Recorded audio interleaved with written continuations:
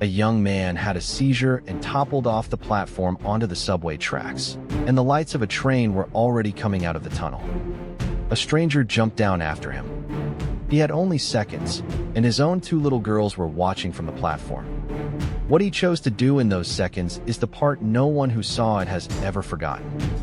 It was just past noon on the 2nd of January, 2007, at the 137th Street station in Manhattan. Wesley Autrey, a 50-year-old construction worker and Navy veteran, was on the platform with his two young daughters, 4 and 6, waiting for the train home.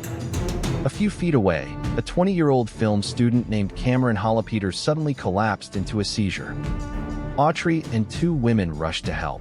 He even borrowed a pen to keep the young man's jaw open until the convulsions passed. For a moment, it seemed to be over. Then Hollopeter staggered to his feet, stumbled to the platform's edge, and fell onto the tracks. At that exact moment, the headlights of the Downtown 1 train came swinging out of the tunnel. Autrey didn't stop to think. He handed his daughters to one of the women and dropped down onto the tracks, trying to pull Hollopeter back up. But the young man was dead weight, still seizing, and the train was coming fast. There was no time to lift him out. So he made a different choice.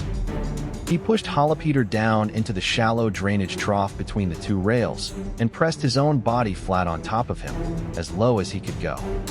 The driver hit the brakes, but the train could not stop in time. The first car passed over them in the dark. The train screeched to a halt with the next car standing directly above their backs, close enough to leave grease on Autrey's cap. There were inches to spare. In the dark under the train, Autrey could hear screaming on the platform above. So he called out, "They were okay down here," and asked someone to tell his daughters their father was all right. Up on the platform, his two little girls heard their father's voice. When the power was cut and the cars were raised, both men were brought out alive. Autrey did not have a scratch. Hollopeter, bruised and shaken, was taken to a hospital, and he would be okay. The city called him the Subway Superman. 2 days later, the mayor handed him New York's highest civilian honor. Weeks after that, the president seated him as a guest of honor at the State of the Union. But Wesley Autrey kept telling everyone the same thing. He didn't feel like a hero. He just saw someone who needed help, with a few seconds to decide whether his own two girls would watch him do nothing. He decided to lie down on the tracks for a man he had never met.